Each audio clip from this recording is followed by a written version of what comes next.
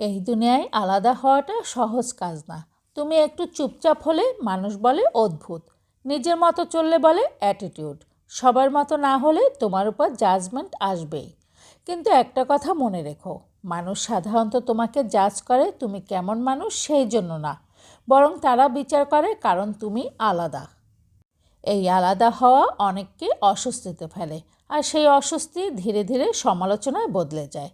যারা নিজের ভিতরের ভয়, হীনমন্যতা আর অপূর্ণতা নিয়ে বাঁচে, তারাই সবচেয়ে বেশি অন্যকে বিচার করে, কারণ তারা সাহস করে আলাদা হতে পারে না। তুমি আলাদা মানেই ভুল নও, তুমি আলাদা মানেই সচেতন, তুমি আলাদা মানেই তুমি নিজের মতো থাকতে শিখেছ। সবাইকে খুশি করার চেষ্টা করলে শেষ পর্যন্ত তুমি নিজেকেই হারাবে, আর নিজেকে বাঁচাতে শিখলে কিছু মানুষকে হারাতেই হবে, এটাই স্বাভাবিক।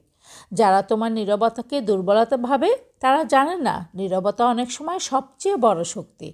সব জাজমেন্টের জবাব দিতে নেই, সব ব্যাখ্যা দেওয়ার দরকারও নেই। কিছু মানুষের থেকে দূরে থাকাটাই নিজেকে বাঁচানোর সবচেয়ে ভালো উপায়।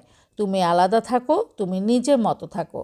যারা বুঝবে তারা থাকবে, যারা জাজ করবে তারা আপনা আপনিই ঝরে যাবে। কারণ শেষ পর্যন্ত নিজের শান্তি আর সম্মানটাই সবচেয়ে বড় অর্জন।